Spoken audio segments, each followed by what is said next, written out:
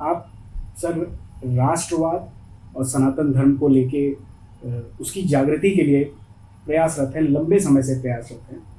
मेरा सर सबसे पहला सवाल कि जब हम 1000 साल से गुलाम रहे हैं, आज भारत आज़ाद है, 70-75वीं वर्षगांठ हम आज़ादी की मना रहे हैं। क्या लगता है आपको कि भारत के लिए सबसे बड़ा खतरा कौन है, क्या है और किस तरह से है? एक तो आपका धन्यवाद कि आपने मुझे अपने चैनल पे जगह दी और आपके जो व्यूअर हैं वो मेरी बात वहाँ तक पहुँचाने का आपने माध्यम बनाया। देखिए, दो बड़ी साफ बात है कि खतरा बाहर से है या अंदर से है। खतरा देश को है या राष्ट्र को है। हमने ये जो हमारे विद्वान थे, जो हमारे अध्यापक थे, जो साहित्यकार थे, इतिहासकार थे, उन सब लोगों ने, मुझे लगता है, वो ऐसा नहीं कि उसमें कुछ ईमानदार नहीं रहे होंगे, लेकिन मेजॉरिटी सत्ता के साथ मिलकर के सत्ता को खुश करने वाला इतिहास, सत्ता को खुश करने वाले नारे और नैरेटिव बनाए।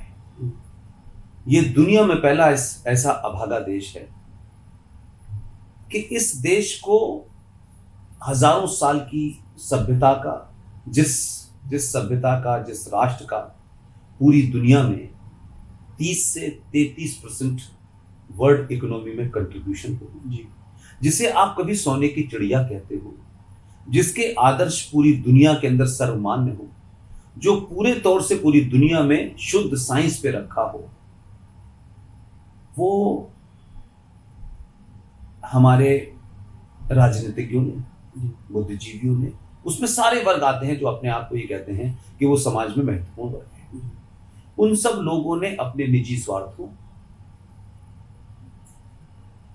कायरता के चलते सत्ताओं के साथ ऐसे जुड़े कि आने वाली नस्लें कैसे उनको भ्रमित किया जाए, कैसे वो सत्ता की गुलाम बनी रहे।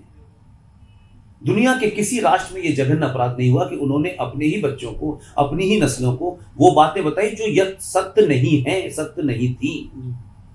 उससे सरकारें मजबूत हुई, संगठन मजबूत हुए, लेकिन राष्ट्र हर दिन कमजोर होता चला गया।